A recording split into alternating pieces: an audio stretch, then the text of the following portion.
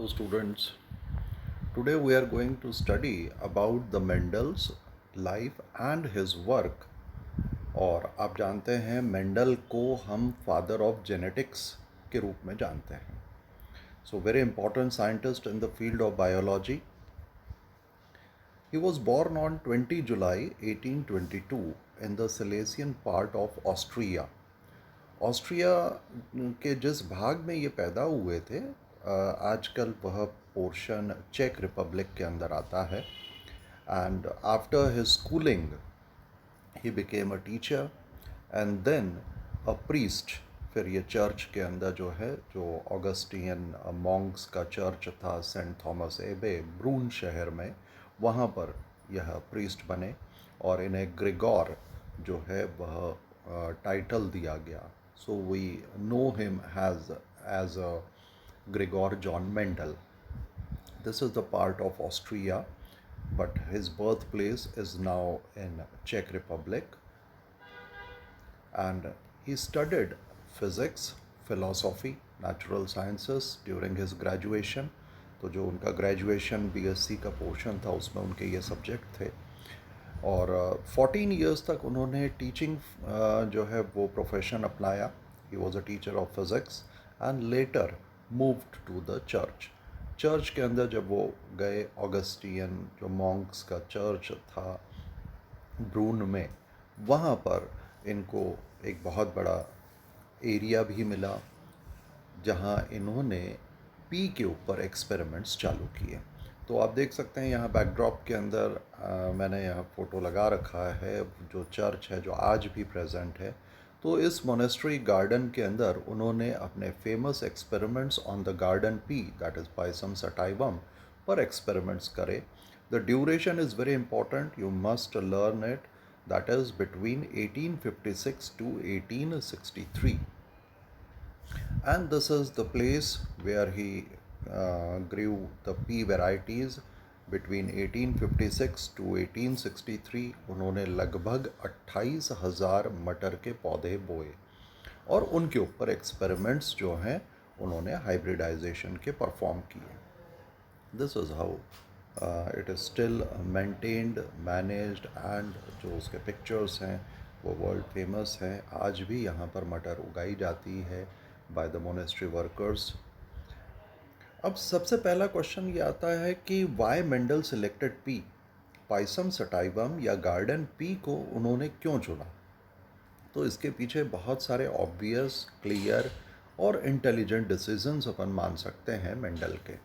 P is a very common plant which grows across the globe. It is a cosmopolitan। cosmopolitan का मतलब है world wide grow करता है, सिवाय polar regions के ये सभी जगहों पर आसानी से उग जाता है, चाहे फील्ड्स हैं, गार्डन्स हैं, पॉट्स हैं, small area, without much effort we can cultivate it. Life span of the pea plant is very less, only 2 to 3 months। ये सीजनल प्लांट है, एनुअल प्लांट है और सर्दियों के दौरान यह ग्रो करता है। The very important feature is that the seeds are of such a size which can be easily counted and stored. अगर बिल्कुल बारीक दाने होते तो दिक्कत होती काउंटिंग के अंदर, बहुत बड़े बीज होते तो उनको स्टोर करने में दिक्कत रहती।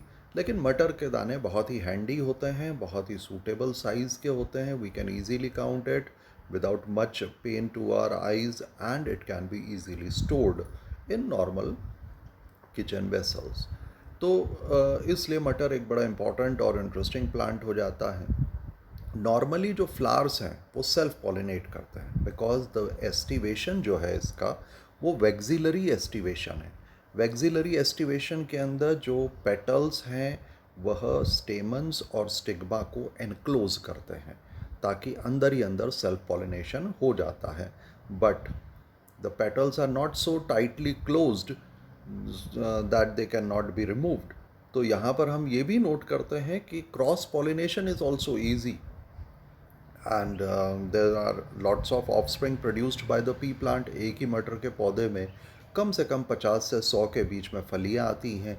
हर फली में लगभग जो है 1 से लेकर 7-8 तक बीज होते हैं। तो इस तरह से there is lot of production of offsprings in the next generation from these pea seeds. Then there are very clear and contrasting characters. देख के ही हम पहचान सकते हैं कि भाई जैसे मटर के फूल का रंग जो है पर्पल है या वाइट है, टॉल है या डॉर्फ है। तो मेंडल ने जो है 7 कैरेक्टर चुने थे। उन 7 कैरेक्टर्स में से 7 कैरेक्टर्स की उन्होंने 14 varieties depending on the contrasting nature को सिलेक्ट किया था।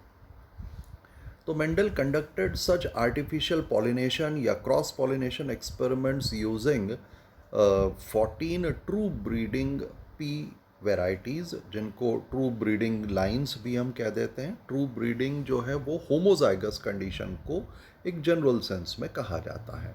ट्रू ब्रीडिंग कैसे बनाई जाए? तो इसके अंदर हम लगातार उसी प्लांट का सेल्फ पॉलिनेशन करते हैं। उससे मिलने वाले सीड जब जर्मिनेट होते हैं, फ्लावरिंग होती है, उनको फिर सेल्फ पॉलिनेट किया जाता है। अगर कैरेक्टर सेम बना रहता है तो हम उसे प्योर लाइन या ट्रू ब्रीड या होमोजाइगस कह देते हैं। I think you got it. जैसे रेड फ्लावर प्लांट है और रेड फ्लावर प्लांट को हमने सेल्फ पॉलिनेट किया, नेक्स्ट जनरेशन में सारे प्लांट रेड फ्लावर वाले ही आए, फिर उनको सेल्फ पॉलिनेट किया तो नेक्स्ट जनरेशन यानी F2 के अंदर भी सारे रेड फ्लावर के ही आए। एक और अगर आप सेल्फ पॉलिनेशन करते हैं तो भी वही रहता है। F3 के अंदर भी सेल्फ पॉलिनेशन के बाद रेड फ्लावर के आते हैं। तो इसका मतलब वो कैरेक्टर जो है, वो जीन जो है उसके अंदर स्टेबल है। ऐसी वैरायटी को हम प्योर ब्रीड या प्योर लाइन या ट्रू ब्रीडिंग कहते हैं। तो मेंडल ने इसी तरह से सभी अपने 14 वैरायटीज़ की ट्रू ब्रीडिंग सबसे पहले तैयार की और बाद में उसका जो है उन्होंने क्रॉसिंग या आर्टिफिशियल हाइब्रिडाइजेशन या क्रॉस पॉलिनेशन एक्सपेरिमेंट किया। तो मेंडल ने जिनको चुना था वो 7 characters, you must know them. Even their dominant and recessive characters भी बहुत इंपॉर्टेंट है, ये आपको याद रखने हैं। जैसे सीड का टेक्सचर जो है round, smooth and wrinkled. Colour के अंदर जो है yellow colour seed is dominant over green colour seeds. इसी तरह से फ्लावर कलर जो है उसके अंदर purple flower colour is dominant over white. Flower की जो पोजीशन है, that is the axial flower position, that means the flowers are borne on the sides, is dominant over the terminal, that is borne on the top. इसी तरह से फूली हुई मटर inflated is dominant over constricted, and green pod colour, फली का जो हरा रंग है वह येलो कलर पर डोमिनेंट है। And we all know that height के अंदर tallness is dominant over dwarfness. तो इस तरह से Mendel selected the characters, 7 characters, 14 varieties, जिसमें 2 सीड के कैरेक्टर हैं, 2 फ्लावर के कैरेक्टर हैं, 2 पॉड के हैं और एक जो है प्लांट की हाइट का कैरेक्टर है। तो दिस इज़ हाउ जो इसके इम्पॉर्टेंट कैरेक्टर्स थे उसको अपन जो नेचर वे फोटोग्राफ्स से समझें या उसके कुछ इम्पॉर्टेंट पॉइंट्स को देखें। तो पर्पल फ्लावर कलर आपको दिख रहा है मटर का और साइड में वाइट है, तो purple is dominant over white. इसी तरह से फूली हुई मटर, that is the inflated, is dominant over the constricted, जिसे हम आम भाषा में देसी मटर कह देते हैं। और जो सीड का 2 कैरेक्टर्स यहाँ पर आप आसानी से देख सकते हैं, राउंड और smooth is dominant over wrinkled, and the green seed colour जो है वो रिसेसिव होता है। येलो सीड कलर, जैसा आप यहाँ येलो सीड देख रहे हैं, that is dominant over the green seed colour. तो सीड के 2 कैरेक्टर हैं, सीड का टेक्सचर और सीड का कलर। इसी तरह से पॉड के अंदर, पॉड जो है constricted is recessive and inflated is dominant. Pod के जो कलर हैं उसमें green colour is dominant over the yellow pod colour. इसी तरह से फ्लावर की पोजीशन, साइड में लगा हुआ फ्लावर इज़ एक्साइल या एक्सियल एंड टॉप पे लगा हुआ फ्लावर इज़ टर्मिनल। तो axial position is dominant over the terminal and the height, tallness is dominant over टॉर्कनेस। अब उन्होंने काम कैसे किया? जो उनकी मेथडोलॉजी थी, सबसे पहले he selected the garden pea for his experiments, then he selected the characters जिनके ऊपर उनको एक्सपेरिमेंट करने थे। 7 कैरेक्टर्स लिए। First of all he self fertilise, self pollinated these plants for few generations to obtain the pure breed यानी homozygous, लगातार continued जो है उन्होंने 3-4 जनरेशन तक सेल्फ पॉलिनेशन किया, सेल्फिंग की, जिससे उनको pure line, pure breed, true breed या होमोजाइगस प्लांट्स मिले। फिर इन ट्रू ब्रीड्स में से उन्होंने 2 वेरिएशन, जैसे मान लीजिए फ्लावर कलर है तो उसके 2 वेरिएशन हो गए, पर्पल एंड वाइट, उनके बीच में क्रॉसिंग स्टार्ट की। As the flower bud appears he removed anthers. सबसे पहले उन्होंने जिसको फीमेल माना था उस फ्लावर, चूँकि पी फ्लावर जो होते हैं वो बाइसेक्सुअल होते हैं, तो जैसे ही फ्लावर बड आई, कली अभी बनी, तो उन्होंने उसकी पेटल्स को खोला बहुत सावधानी से, इमैच्योर स्टेमन्स को निकाल लिया, अब उसके अंदर केवल गाइनोशियम रह गई, और इस तरह से गाइनोशियम वाले फ्लावर्स को उन्होंने बटर पेपर बैग से ढक दिया। This is called as bagging, and in future undesirable pollination जो है उससे रोकने के लिए ये स्टेप इम्पॉर्टेंट होता है। तो ध्यान रखना है, ईमैस्कुलेशन इसलिए किया जाता है to prevent self pollination, bagging इसलिए की जाती है to prevent undesirable cross pollination, कि बाहर से कोई नहीं आ जाए, और ईमैस्कुलेशन सेल्फ पॉलिनेशन को रोकने के लिए किया जाता है। देन अब ये हाइब्रिडाइजेशन हो गया, फिर उन्होंने जो है बटर पेपर बैग जो ढके हुए थे, जैसे ही गाइनोशियम मैच्योर होगा, स्टिग्मा मैच्योर होगी, डिज़ायर्ड मेल प्लांट के पोलन ग्रेन्स को इसके ऊपर डस्टिंग करी, उसके ऊपर डाला, और फिर इसमें फर्टिलाइजेशन के बाद उधर सीड्स बने, फ्रूट्स बने। जब बीज सूख गए तो इनको काउंट करके उन्होंने स्टोर कर लिया, यानी पूरा डाटा मेंटेन किया।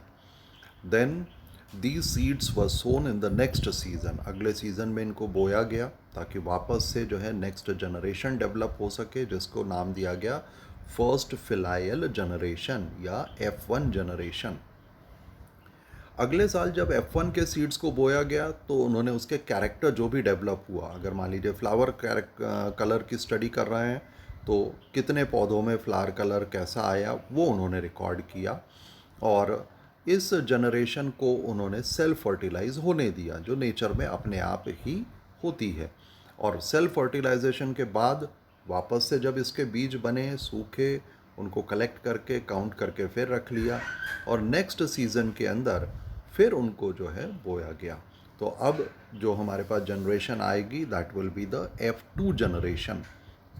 तो F2 जनरेशन में जो प्लांट्स आए उनके कैरेक्टर को स्टडी किया, कितने प्लांट, जैसे फ्लावर कलर की अगर हम बात कर रहे हैं तो कितने प्लांट्स जो हैं वो पर्पल हैं, कितने प्लांट्स जो हैं वो वाइट हैं। तो इस तरह से उन्होंने एक कैरेक्टर की स्टडी करने के बाद फिर 2 कैरेक्टर के इनहेरिटेंस यानी डायहाइब्रिड क्रॉस की स्टडी करनी स्टार्ट करी, और जो भी उनको रिजल्ट्स मिले उन सभी रिजल्ट्स को उन्होंने स्टैटिस्टिकली एनालाइज किया। तो ये उनकी मेथडोलॉजी थी for the experimentation. This is how we can present ये पी फ्लावर हैं, जैसा आप देख रहे हैं यहाँ पर, यहाँ से ये ईमैस्कुलेशन किया जा रहा है, यानी बाइसेक्सुअल फ्लावर में से स्टेमन्स हटाए जा रहे हैं, फिर इसकी बैगिंग कर दी जाएगी। बैगिंग के बाद जब ये स्टिग्मा मैच्योर होगी तो डिज़ायर्ड मेल प्लांट से पोलन ग्रेन्स को इसके ऊपर डस्ट किया जाएगा। फिर फर्टिलाइजेशन के बाद सीड बने, उनको बोया गया, और ये डिफरेंट प्लांट्स जो हैं वो डेवलप हुए। आज भी हम इसी मेथड को यूज़ करते हैं in the artificial hybridization to develop new varieties etcetera. तो ये काफ़ी इम्पॉर्टेंट प्रोसीजर रहता है क्रॉप ब्रीडिंग प्रोग्राम्स के अंदर। Now what Mendel concluded from his experiments, दरअसल सबसे इम्पॉर्टेंट चीज़ तो उन्होंने ये नोट करी कि पेरेंट जनरेशन से ऑफस्प्रिंग्स के अंदर हेरिडिटरी को कंट्रोल करने वाली यूनिट्स पास ऑन होती है। उनको इसके बारे में कोई जानकारी नहीं थी। He simply called it factors, that is character controlling factors are passed from one generation to the next. और आज की तारीख में हम जानते हैं factors are genes. Based on his observation, Mendel proposed 2 general rules to consolidate his understanding of inheritance in monohybrid cross. Mendel ने जो भी अपने रिजल्ट निकाले, यानी एक रिजल्ट आया मोनोहाइब्रिड का और एक रिजल्ट आया डाईहाइब्रिड का, उन्होंने इसको एक जनरलाइजेशन के रूप में प्रेजेंट किया आजकल हम इसे प्रिंसिपल्स या लॉ ऑफ इनहेरिटेंस के रूप में जानते हैं, और हमने इसको अब सेपरेट करके 3 लॉज बनाए।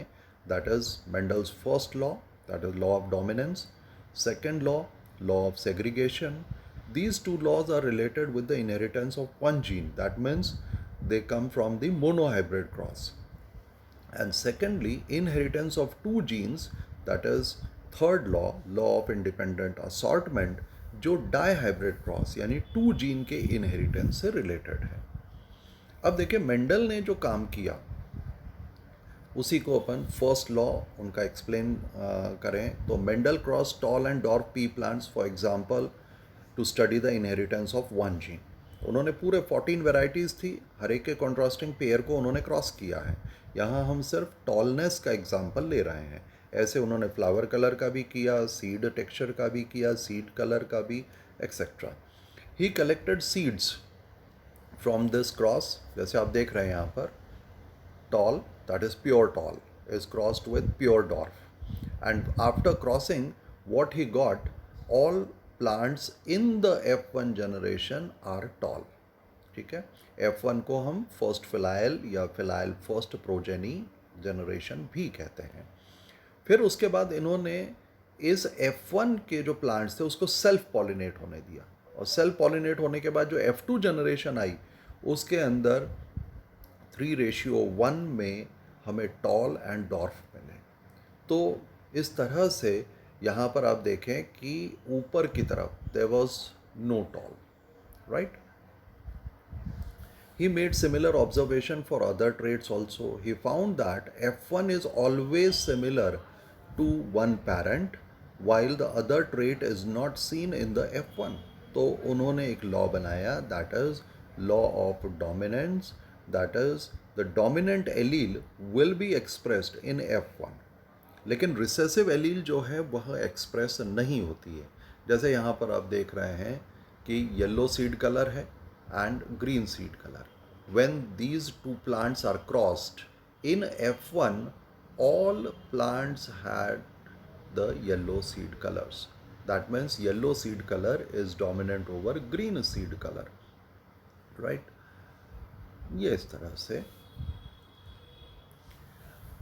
As Mendel found that phenotype of F1 heterozygote, capital T small t, to be exactly like that of capital T parent in appearance, he proposed that in a pair of dissimilar factors, one dominate the other as in F1, and hence he called it as dominant factor while the other factor is recessive.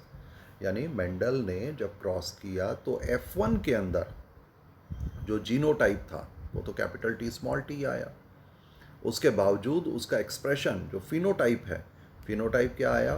Phenotype is similar to the dominant parent. तो उन्होंने ये कहा कि भाई एक allele जो है वो डोमिनेट करती है और दूसरी एलील जो है जो एक्सप्रेस नहीं हो रही है वह रिसेसिव है. Mendel then self pollinated the tall F1 plants. उनको सेल्फ पॉलिनेट किया. To his surprise he found that in F2 generation some of the offsprings were dwarf, the character that was not seen in the F1 generation. यानी अगर हम आगे चलते हैं तो वहाँ पर सेल्फिंग के बाद, F1 प्लांट्स की सेल्फिंग के बाद हमें 3:1 रेशियो के अंदर टॉल और डॉर्फ मिल रहे हैं. The proportion of plant that were dwarf were 1/4 यानी 25% आए इन F2, while 3/4 यानी 75% जो है वह F2 प्लांट्स थे. The tall and dwarf trait were identical to their parent types and did not show any blending. This is again a very important observation कि यदि हम हाइट को नापें, चूँकि यहाँ टॉलनेस की बात चल रही है, तो जो पेरेंट के अंदर टॉलनेस थी उतनी ही टॉलनेस यहाँ पर आई, कोई इंटरमीडिएट नहीं था. यानी किसी भी तरह से टॉल और डॉर्फ कैरेक्टर की ब्लेंडिंग नहीं हो रही थी, मिक्स नहीं हो रहे थे. तो इस तरह से उन्होंने कहा कि जो हेरिडिटरी यूनिट या फैक्टर्स हैं वो डिस्क्रीट होते हैं, यानी अपने आप में इंडिपेंडेंट यूनिट होता है. सिमिलर ऑब्जर्वेशन या results were obtained with other traits. उन्होंने बाकी और पर भी किया, चाहे वो सीड कलर था, पॉड कलर था, फ्लावर कलर था, पॉड का जो शेप है, फ्लावर की पोजीशन है, every time what he got that in F1 generation the dominant allele was expressed, in F2 generation the recessive character appeared in 25% plants. तो इस तरह से उन्होंने F1 और F2 के अंदर जो है स्टडी करने के बाद ये पता लगाया या ये कहा कि कैरेक्टर्स की ब्लेंडिंग नहीं होती है, मिक्सिंग नहीं होती है। और इस तरह से जो लॉ ऑफ डोमिनेंस आया तो उसका कुछ कंक्लूजन हम ये निकाल सकते हैं कि characters are controlled by discrete unit called factors which are nowadays called as genes, and these factors occur in pairs. ये भी हम कहते हैं क्योंकि हमारे क्रोमोसोम पेयर्स में होते हैं। मेंडल को उस समय क्रोमोसोम की कोई जानकारी नहीं थी, उसके बावजूद उन्होंने कहा कि factors occurs in pair, one comes from mother parent, another comes from the father parent, and in next generation they both make a pair. In a dissimilar pair of factor, one member of the pair dominates and other recessive. जो उनका F1 का result था उसके basis पर उन्होंने कहा कि dominating allele express होगी और रिसेसिव एलील अनएक्सप्रेस्ड रहेगी. The law of dominance is used to explain the expression of only one of the parental character in monohybrid cross in the F1 and the expression of both in F2. F1 में आपको केवल एक ही character दिखाई दिया, F2 के अंदर आपको दोनों कैरेक्टर दिखाई दिए, लेकिन उनका रेशियो अलग अलग था, 3:1 या 75% एंड 25% था इन F2. नेक्स्ट जो लॉ है वो इसी को एक्सटेंड करने पर हमें मिलता है, लॉ ऑफ सेग्रीगेशन. तो जैसे हम कहें कि भाई purple flower colour, pure plant is crossed with pure white, we get all purple flower plants in F1 because of law of dominance. इसका सेल्फ पॉलिनेशन करने पर हमें F2 के अंदर 3 पर्पल और 1 वाइट मिला, right. Appearance of white shows there is a segregation of alleles from F1. तो F1 जब गैमीट बनाता है तो दोनों एलील्स जो हैं वो अलग अलग चले जाते हैं, सेग्रीगेट हो जाते हैं. इसी चीज़ को जो है हमने कहा है लॉ ऑफ सेग्रीगेशन, जो सेकेंड लॉ है. Though the parent contains two alleles during gamete formation, the factor or allele of a pair segregate from each other that a gamete receive only one of the two factors. जैसे यहाँ पर अगर हम देखें TT है capital T, तो gamete में एक के अंदर कैपिटल T, दूसरे में भी कैपिटल T पहुँचेगा. अगर डॉर्फ प्लांट है उसमें दोनों छोटे T हैं, हर गैमिट के अंदर छोटा T पहुँचेगा. लेकिन अगर हेट्रोजाइगस है, यहाँ पर जैसा आप देख रहे हैं, तो जो गैमिट्स बनेंगे 50% will get the capital T and 50% will get the small t. तो ऑफकोर्स होमोजाइगस पेरेंट्स के अंदर सारे गैमिट एक जैसे होंगे, लेकिन हेट्रोजाइगस पेरेंट दो तरह के गैमिट्स बनाएगा जिसके अंदर 50% will have dominant allele and 50% will have the recessive allele. This is how we get F1 and F2 generation. तो the reappearance of recessive trait in 25% or 1/4 of the F2 plants suggest genes comes in pair that segregate during the formation of the gamete cells या sex cells. These alleles neither intermix nor get influenced by each other and segregate during gamete formation.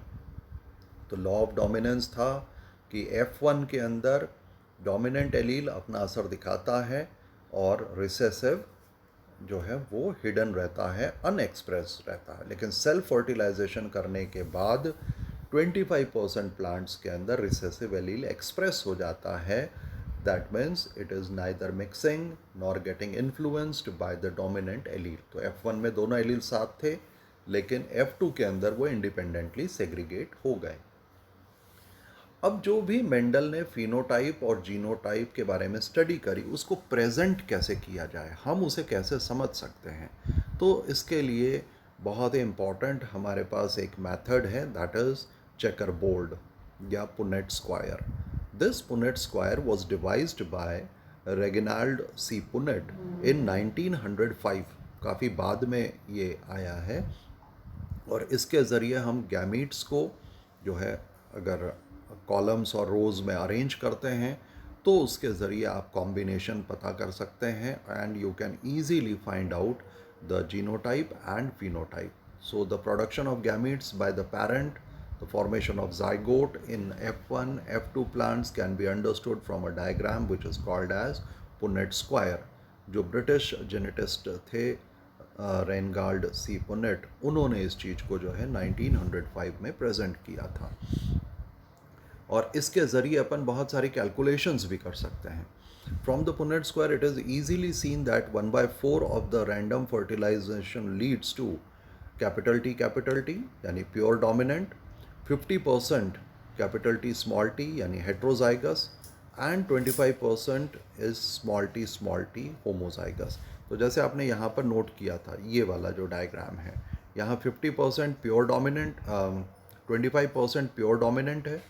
ये दोनों जो हैं that is this capital R small R, और यहाँ diagonally capital R small R, ये 50% और 25% जो है वो स्मॉल आर है.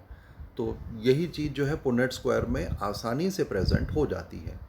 Externally it is not possible to distinguish between the plant with genotype capital T and capital T small T because both will appear tall. लेकिन genotype दोनों के अलग अलग हैं क्योंकि यहाँ पर कैपिटल टी डोमिनेंट है, इसलिए फिनोटाइप में तो ये टॉल ही आ रहा है. लेकिन पुनेट स्क्वायर की मदद से we can easily find out the genotype also whether it is homozygous or heterozygous. It is due to the dominance of one character over the other that all the F1 are tall through the genotype capital T small t and F2 के अंदर 3/4 of the plants are tall, जिसमें से 25% जो है वो homozygous थे और 50% जो है वो heterozygous capital T small t and only 25% या 1/4 plants were capital T and small T. तो इस तरह से जो है हमारे पास जो जीनोटाइप रेशियो आता है 1:2:1 एंड फिनोटाइप रेशियो जो आता है वो 3:1 रहता है. ये इस तरह से. तो जो भी आपने कहा उसको आप यहाँ पर पुनेट स्क्वायर की मदद से बहुत आसानी से समझ सकते हैं, जबकि जब हम उसे वैसे डिस्क्राइब करते हैं तो थोड़ा कन्फ्यूजन क्रिएट हो सकता है. But now with the Punnett square we can easily get that here we have 25% homozygous dominant, 25% homozygous recessive,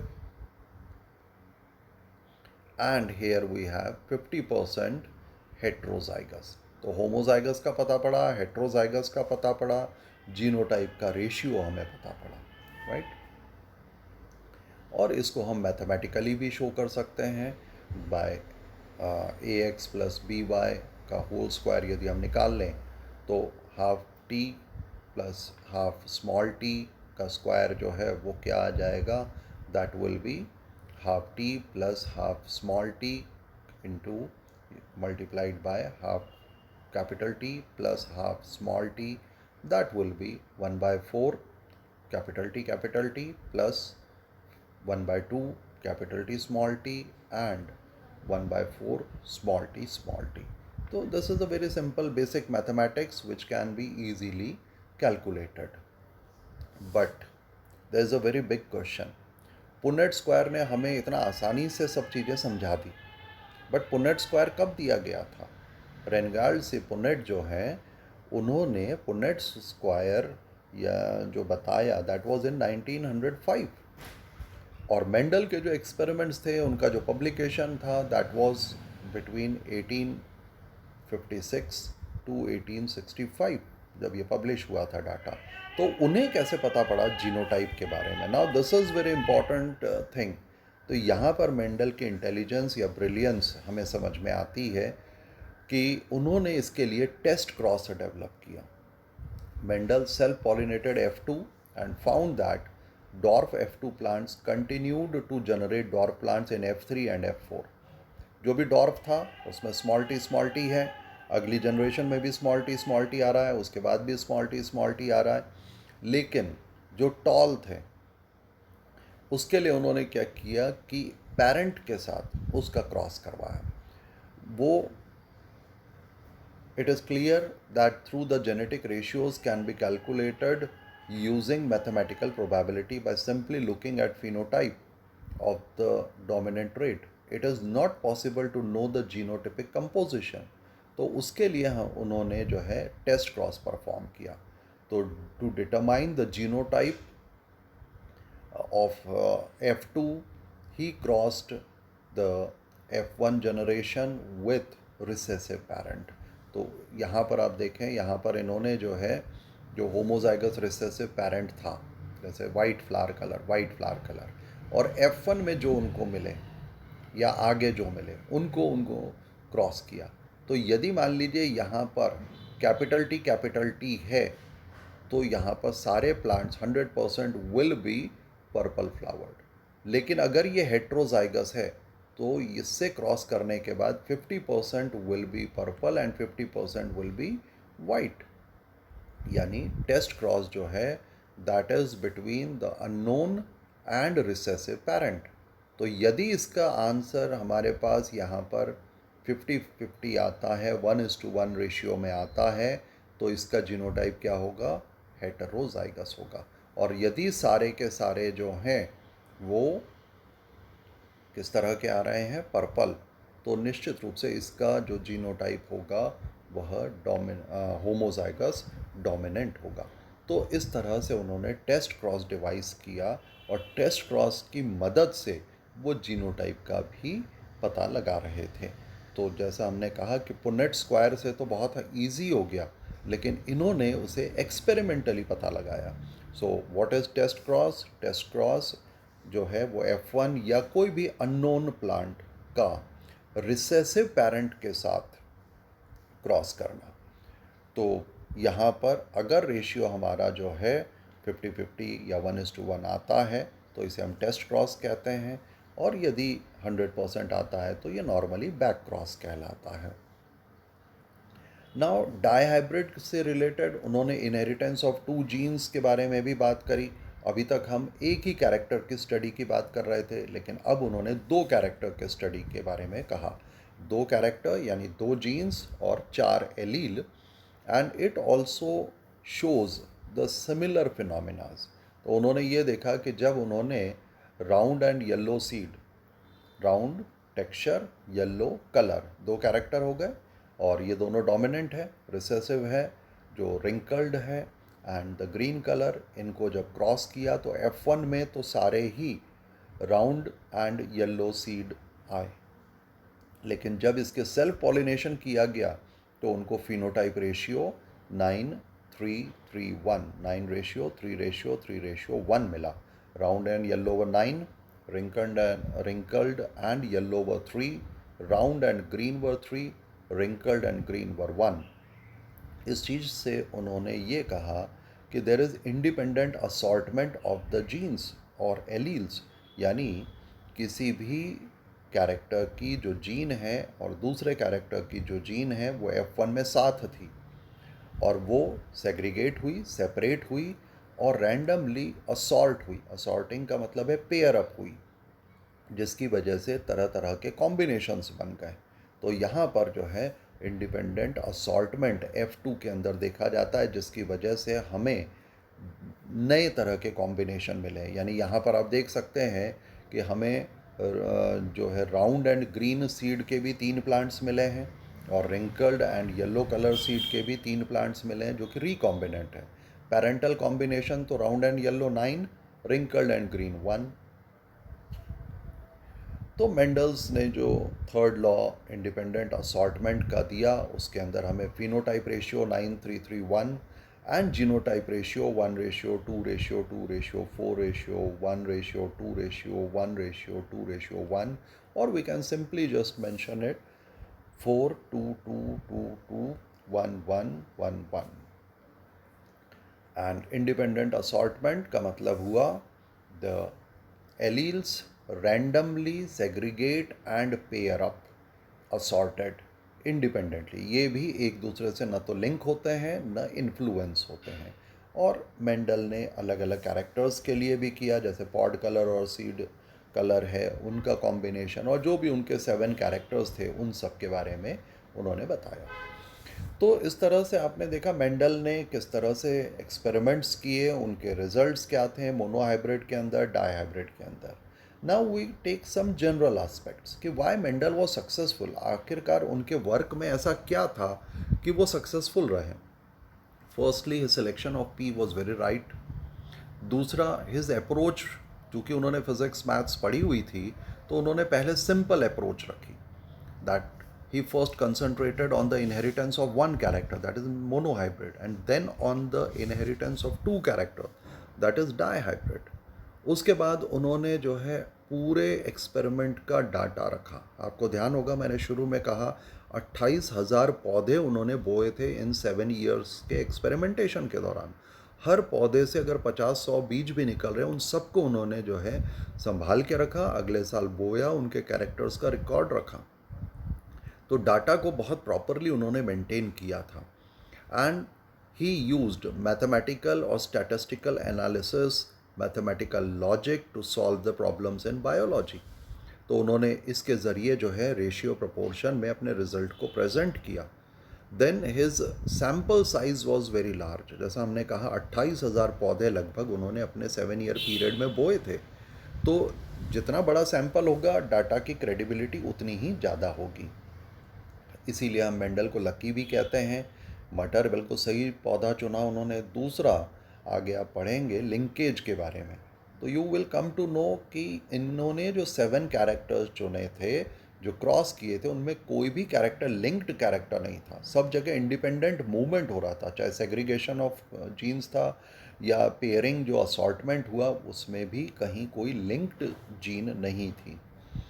and फिर भी मेंडल को कई बार अनलकी कहा जाता है. ही रिमेन्ड अनरिकग्नाइज्ड. 65 में इनका पब्लिकेशन हुआ था, उसके बावजूद जो है इनको ज़्यादा लोगों ने वेटेज नहीं दिया.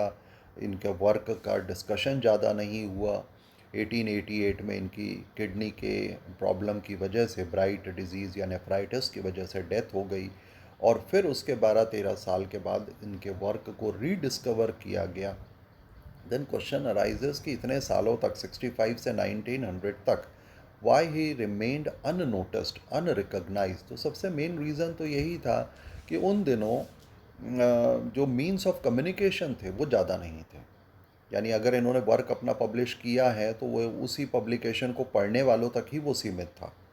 आज की तरह नहीं है कि भाई व्हाट्सएप है या फेसबुक है, इंस्टाग्राम है, ट्विटर है या अदर मीन्स नेट के ज़रिए आप उसको पब्लिसाइज कर सकते हैं. वो उस समय नहीं था. Secondly, his concept of gene और फैक्टर जो मेंडल कहते थे वॉज, उन्होंने प्रेजेंट किया एक स्टेबल यूनिट है, डिस्क्रीट यूनिट है. यानी वह ब्लेंड नहीं होती, वो मिक्स नहीं होती. जबकि इससे पहले और उस समय के सब लोग ये मानते थे कि हेरिडिटरी इज़ बेसिकली ब्लेंडिंग, जिसमें पेरेंट्स के कैरेक्टर्स की ब्लेंडिंग होती है. तो किसी को ये चीज़ उनकी समझ में नहीं आई. थर्डली, मेंडल ने जो अपना प्रेजेंटेशन है रिजल्ट्स का मैथमेटिक्स की मदद से किया, and that was again not acceptable to many of the biologist at that time. And we can also say कि मेंडल खुद अपने काम का कोई प्रूफ नहीं दे पाया, because nobody knew about the chromosomes. ज़्यादा स्टडी नहीं हुई थी क्रोमोजोम की. माइटोसिस, मियोसिस के बारे में लोग नहीं जानते थे. वो उनके डेथ के बाद ही जो है उसको डिस्कवर किया गया और लोग उसको समझ पाए. तो his work was much ahead of his time. तो इस वजह से जो है मेंडल अननोटिस्ड या अनरिकग्नाइज्ड रह गए. This was the journal. Journal is a scientific magazine जो ऑस्ट्रिया में छपी थी, और आज की तारीख में उसका टाइटल अगर अपन इंग्लिश में देखें तो experimentation on the plant hybridization. German में यह जो है 1866 में इस मैगज़ीन के अंदर छपा था, लेकिन इसका सर्कुलेशन बहुत कम था, बहुत कम लोगों ने इसको स्टडी किया. साथ ही साथ उस समय 1859 में जो है डार्विन की origin of species book publish हुई थी. वो बहुत फेमस साइंटिस्ट थे, बहुत उनका डिबेटेबल टॉपिक था. तो उन्होंने जो है पूरे साइंटिफिक कम्युनिटी का ध्यान अपनी तरफ खींच रखा था. So nobody gave much importance to the Mendel's work. लोगों ने यही समझा कि ये कोई नॉर्मल हाइब्रिडाइजेशन एक्सपेरिमेंट है, वैरायटी या ब्रीड डेवलपमेंट से रिलेटेड के. तो लोग समझ ही नहीं पाए उनके काम को. Then Mendel himself was not also much confident about his work. उन्होंने हायरेशियम पर, हनी बीज पर भी काम किया. हायरेशियम नाम का पौधा जो है हॉकवीड कहलाता है, and he didn't got the same result as he got for the pea. तो खुद वो कॉन्फिडेंट नहीं थे. फिर चर्च के जो भी काम थे, पॉलिटिक्स थी, टैक्सेशन के इश्यूज थे, इनकी वजह से वो काफ़ी एंगेज भी हो गए. तो वो अपने वर्क को ज़्यादा वेटेज या पब्लिसाइज या डिफरेंट साइंटिफिक फोरम्स में नहीं उठा पाए. Then because of health issues वो काम सब जो है पीछे चला गया. But in 1900 3 scientist independently rediscovered Mendel's work. और ये 3 साइंटिस्ट बहुत इंपॉर्टेंट साइंटिस्ट हैं. कार्ल कॉरेंस, इन्होंने ही मेंडल के रिजल्ट्स को लॉ की शेप में रखा हमारे सामने. 3 लॉज जो हम आज कहते हैं, that was basically designed by Carl Correns. Hugo de Vries, very prominent scientist in the field of mutation and new species formation. Thirdly Erich von Tschermak, इन्होंने अलग अलग जगहों पर जो है इनको रीडिस्कवर किया. Then again in 1902 a very strong supporter of Mendel's work was William Bateson. इन्होंने ही जो है जेनेटिक्स टर्म दिया, एलिलोमॉर्फ्स, हेट्रोजाइगोट, होमोजाइगोट, जिसको आजकल हम एलील, होमोजाइगस, हेट्रोजाइगस भी कहते हैं. Then the phenotype genotype term were given by Wilhelm Johannessen. ये important scientist रहे हैं जेनेटिक फील्ड के. और जो क्रोमोसोमल स्टडीज़ हैं वो ब्लिक्स्ट नाम के साइंटिस्ट ने की. एंड ही नोटेड दैट जो 7 कैरेक्टर्स हैं मेंडल के, वो 4 क्रोमोसोम्स पर प्रेजेंट है. And he also got very important and interesting conclusion. Pod colour और प्लांट हाइट लिंकेज शो करते हैं, यानी इनका रिजल्ट जो है वो 9331 नहीं आता. लेकिन interestingly Mendel didn't presented this hybridization. उन्होंने जो है यह डाईहाइब्रिड नहीं किया, या इसका रिजल्ट जो है उन्होंने पब्लिसाइज नहीं किया. तो today I tried to give some of the important aspects of Mendel's life, related persons और उनका जो वर्क है और उससे रिलेटेड जो कंसेप्ट्स हैं उनको हमने आज स्टडी किया. इसको आपको रेगुलरली देखना है, बुक्स से और नोट्स से पढ़ना है, so that your concept will be very clear. Thank you.